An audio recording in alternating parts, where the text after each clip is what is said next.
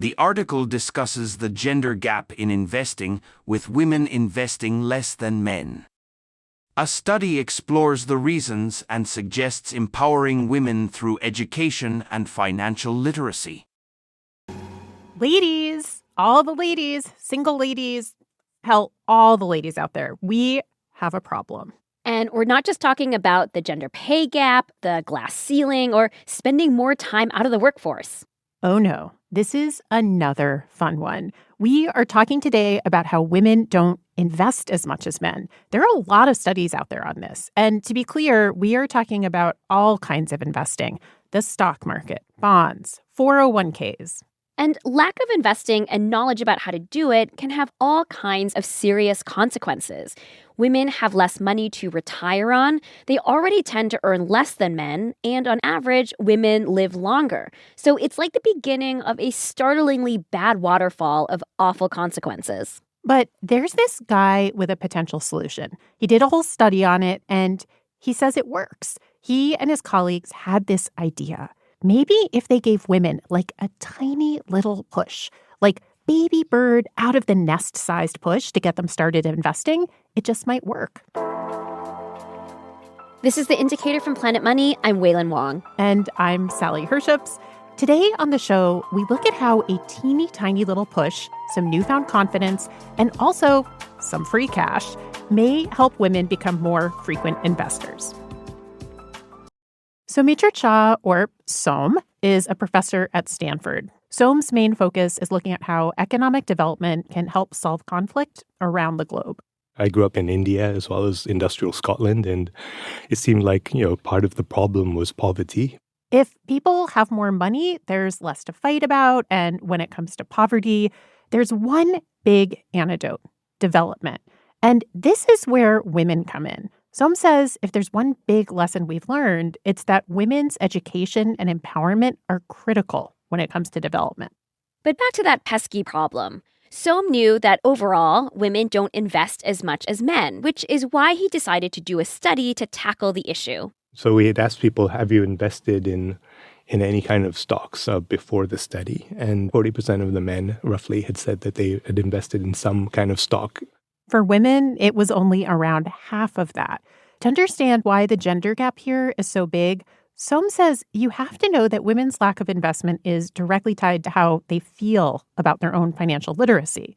And the word literacy literally, is what it implies. It's about, basic ideas about things like compound interest, about whether a stock or a mutual fund, an index fund has more risk. These questions, women are, often really lag men by large proportions in many countries, including the United States.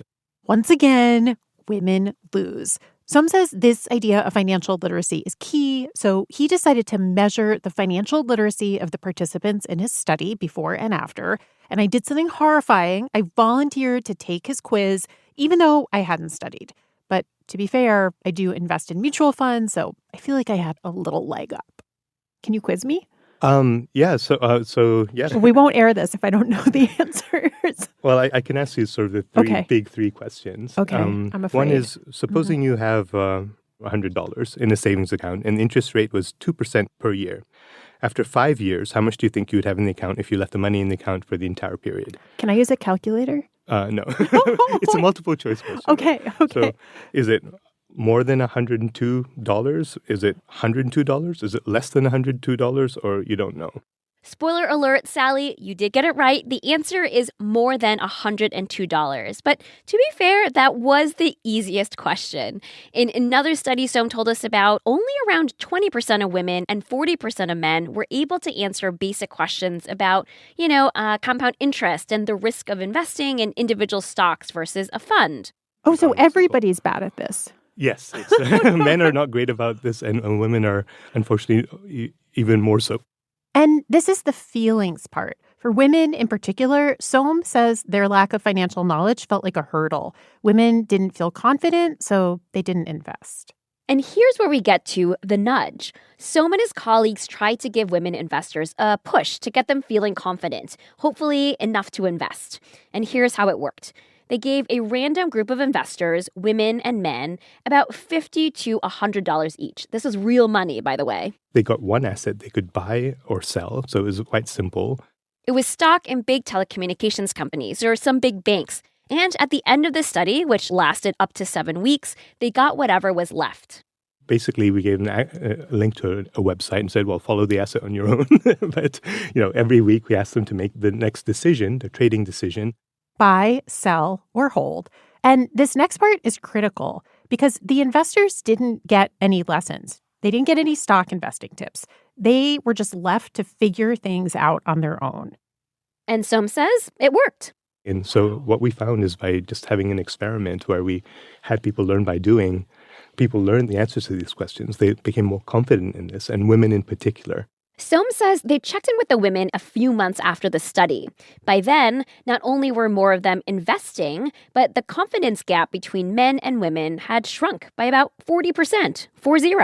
Which is quite a lot. And the exercise was good for men too, but for very different reasons. One thing we found, which is quite interesting, is that men are, their self-belief that they know stuff was significantly higher than women at every single level. Oh, is he saying that men thought they knew more than they really did about investing? Oh, yes. That is exactly what he is saying. Mm-hmm. I think both men and women became, more financially literate. But I think the men who didn't know stuff became aware that they didn't know stuff, which was, I think, helpful because I think a little bit of humility goes a long way in the stock market. Of course, we wanted to ask a lady person what she makes of all of this. Blair Duquesne is a financial advisor, and a couple years ago, she wrote an op-ed in the New York Times with a pretty spicy title, Consider Firing Your Male Broker. Her column was about how women are better suited in the profession than men. Because we stereotypically as a gender are good listeners, more empathetic, but also better investors. By the way, Blair says she did not write that controversial op-ed title. The New York Times did, but she does appreciate it. And it was a wild success, in my opinion, because that's the reason people picked it up and read it. Either way, she agrees with Soam that women tend to need more confidence when it comes to investing. So whether it's investing or pretty much anything, the evidence is out there that women tend to underestimate their abilities and men tend to overestimate their abilities. And that is true when it comes to investing as well. But she points out it's not just about giving women confidence. They also need to learn the best way to invest.